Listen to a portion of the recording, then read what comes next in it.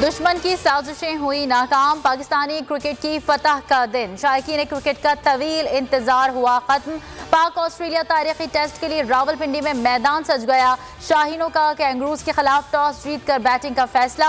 बाबर आजम कहते हैं सीरीज के लिए पुरजोश हैं, अच्छी क्रिकेट खेलने की कोशिश करेंगे। ऑस्ट्रेलवी कप्तान पैट कमिंस ने कहा पाकिस्तान के साथ खेल चैलेंज होगा। पाकिस्तान आने पर फख्र महसूस कर रहा हूं, क्रिकेट से ताल्लुकात को फरोग मिला है। ऑस्ट्रेलियन क्रिकेट बोर्ड के चीफ एग्जीक्यूटिव हाकले कहते हैं पाकिस्तान में क्रिकेट की तैयारियां देखकर एतमाद बढ़ा।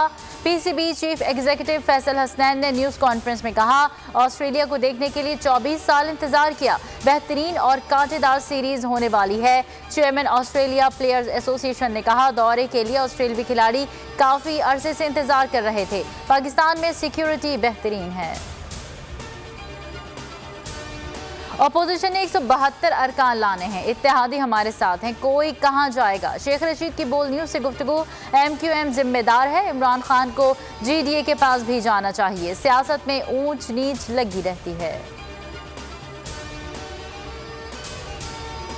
मौलाना फजल रहमान से आसिफ जरदारी की मुलाकात, अदम एतमाद की तारीख पर इत्तेफाक ना हो सका। हतमी तारीख का तयन शहबाज शरीफ की अदालत के बायस 2 रोज़ बाद होगा। सरबराह PDM ने कहा ड्राफ्ट तैयार हो चुका, हतमी तौर पर आखिरी इकदाम तक पहुंच चुके हैं। 1-2 रोज़ में अदम एतमाद को पेश करने का मरहला आ जाएगा। तहरीक अदम एतमाद का शोर, वज़ीर आज़म सियासी महाज पर मुतहरिक हो गया। काफ लीग ने मुलाकात में एक बार फिर साथ निभाने की यकीन दहानी करा दी। मोनिस इलाही ने कहा हम साथ हैं, वादे पूरे करेंगे। परवेज इलाही ने दिलचस्प तबसरा करते हुए कहा इमरान खान बिल्कुल भी घबराए हुए नहीं हैं, इतनी बड़ी आंधी चढ़ी है, कुछ तो निकलेगा। असद उमर को काफ लीग से मुसलसल राबतों का टास्क मिल गया।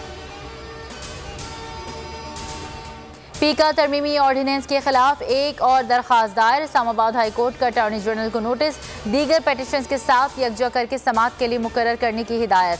चीफ जस्टिस ने रिमार्क्स दिए मामला ये है कि हद तक इज्जत को फौजदारी कानून बनाया जा सकता है। समाअत 10 मार्च तक मुलतवी। कोरोना से मजीद 11 अमवात, तादाद 30,248 हो गई। 953 नए केसेस, मस्बत केसेस की शरह 2.59 रिकॉर्ड। 890 मरीजों की हालत नाजुक। रूस यूक्रेन जंग में पेशरफ, दोनों ममालिक इंसानी हमदर्दी की बुनियाद पर आर्जी जंगबंदी पर मुत्तफिक। मुज़ाकरात का दूसरा और मुकम्मल दौर, एलामिया जारी, जंगज़दा इलाका छोड़ने वालों को रास्ता दिया जाएगा। यूक्रेन का कहना है मुज़ाकरात का कोई हतमी नतीजा नहीं निकल सका। तीसरा और आइंदा हफ्ते बेलारूस में इजलास होगा।